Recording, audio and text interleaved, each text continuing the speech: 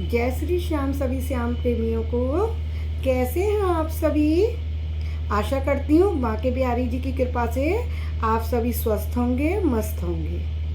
आज मैं आपके समक्ष एक कहानी लेकर उपस्थित हुई हूँ जिसका शीर्षक है परमात्मा से संबंध। तो शुरू करती हूँ आज की कहानी, ध्यान लगाकर सुनिएगा। एक बार एक मास्टर जी थे। उन्होंने अपने पास उनके 500 रुपये थे, वो एक दुकानदार के पास रखवा दिए और कहा कि भैया जब मेरे को ज़रूरत होगी ना, बेटी की शादी करूँगा, तब मैं ये पैसे तुमसे ले लूँगा। हुआ ये कि ऐसे साल बीतते चले गए। जब उसकी बेटी बड़ी हो गई, सयानी हो गई, तो वो दुकान वाले के पास पहुँचा कि भैया वो मैंने तुम्हारे पास 500 रुपये रखवाए थे ना, तो वो मुझे वापस कर दो। ये सुनकर दुकानदार तो आग बबूला हो गया। बोला कैसे पैसे? किस बात के पैसे? कब दिए थे भाई तुमने? मेरे पास कोई पैसे नहीं है, मेरे पास आना भी मत भूल के, ये फालतू की बातें मुझसे ना करो।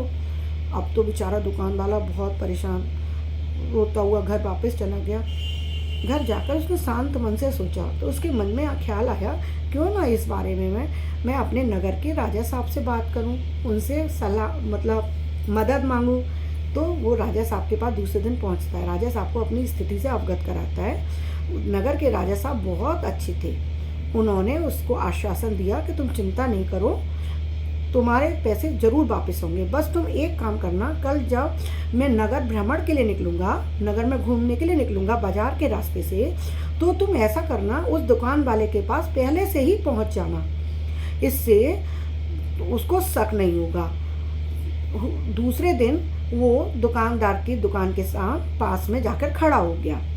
अब राजा साहब की वहाँ से सवारी निकलती है, सब लोग खूब स्वागत करते हैं, आदर करते हैं, कोई आरती उतारता है, कोई फूल मालाएं पहनाता है, फूल बरसाते हैं। उसी समय राजा साहब की नज़र, जो पहले से तय हो गया था कि राजा साहब ने कि तुम उधर खड़े हो जाना, मास्टर जी से कहा था, तो उन्होंने जब राजा साहब की नज़र पड़ी मास्टर जी पर, उन्होंने कहा मास्टर जी से, मास्टर जी प्रणाम, आइए आइए जल्दी से इधर आइए।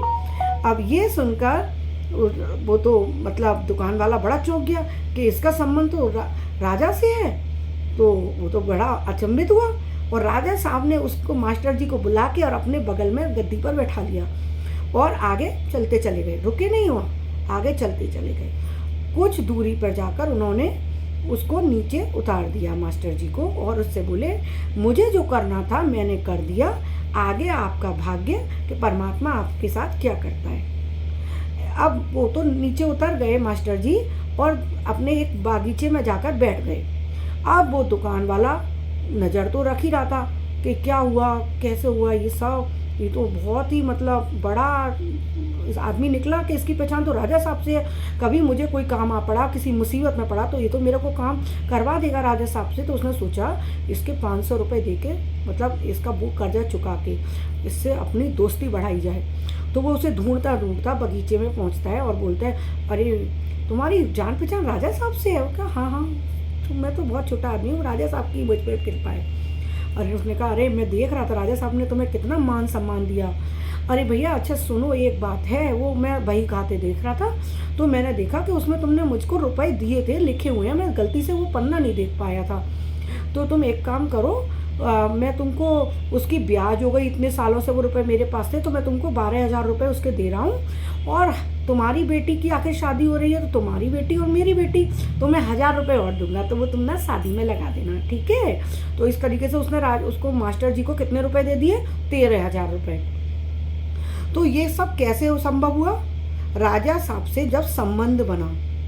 तो इस कहानी से हमें ये शिक्षा मिलती है कि इसी प्रकार हमें अपना संबंध परमात्मा से बनाना चाहिए, जिससे जब हम पर कोई मुसीबत आए तो हम उनको आवाज़ लगा सकें। जैसे अगर हम सड़क पर जा रहे हैं और अगर हम किसी को आवाज़ दें, अरे भैया रुक जाओ, तो सड़क पर कोई तुम्हारी सुनेगा?